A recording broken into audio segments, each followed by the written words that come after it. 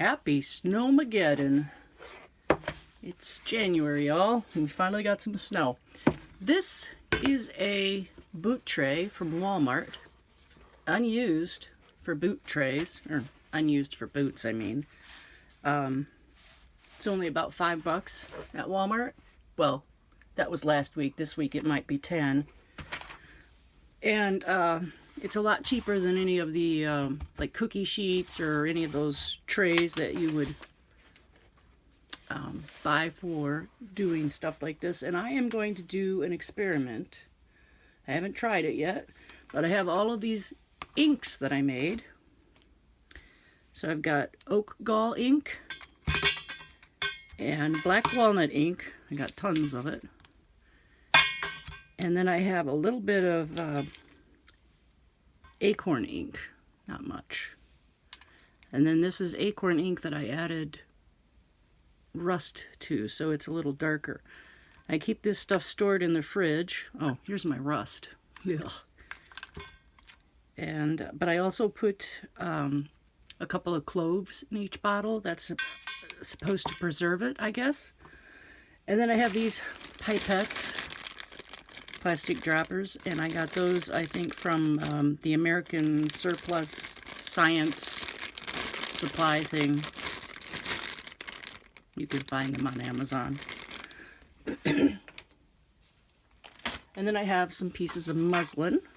And I have this piece here, and I'm just gonna, this is just a scrap, so I'm just gonna put it out like this. And then I have, I don't know if I'll do all of it.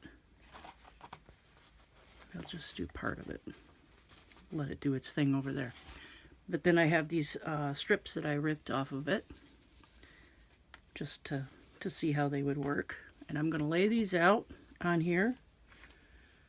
And I'm going to spray it with water. It's just a spray bottle full of water, also from Walmart. You can't put this ink, really, as far as I know, you can't put it in a spray bottle because it'll clog up no matter how fine you make it or how clean you make it. It's still got organic matter in it, and so it will clog up like a fountain pen or any of that kind of thing. And but you can use a dip pen with it, and I've actually used, it's actually really fun to use a brush. I've done a little bit of just like using them like watercolor, and that was kind of neat. But anyhow, I'm going to put these out on this boot tray. Oh, missed one. Here we go. And I'm just going to spray them real good with water. And I'm going to experiment with my inks. I think maybe I'll layer them, see how that looks. Okay. I'll start with some oak gall just for fun. I'm going to use my pipette or dropper, whatever you call them. Might stir it up a little bit. It smells like cloves. I'll probably suck a clove in here. And then I'm just going to drop bits of this on the fabrics. It'll be sort of like tea dyeing. I also have some tea dyeing going right now, but everybody knows how to do that. And if you don't, there's like a bazillion videos out there. I'm going to spray a little water on that.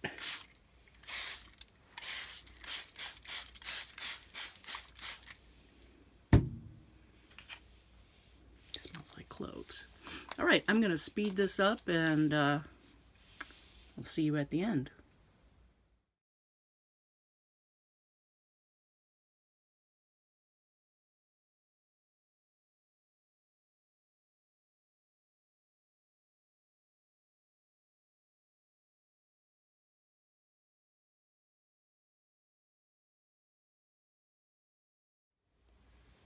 Okay, I'm done. I'm going to leave it like that and see what happens. Just going to maybe spread a little bit out with a brush, but Just got to wait for it to dry. And we'll see how it looks. This could be just a hot mess, but it's only scraps, so I'm okay with that. Just filling in some of the blank areas here. This is the gall ink again.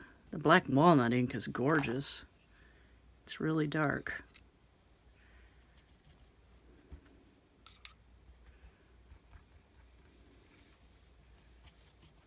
I'm hoping it'll kind of spread out a little bit, bloom just a bit. All right, I'll be back when it's dry.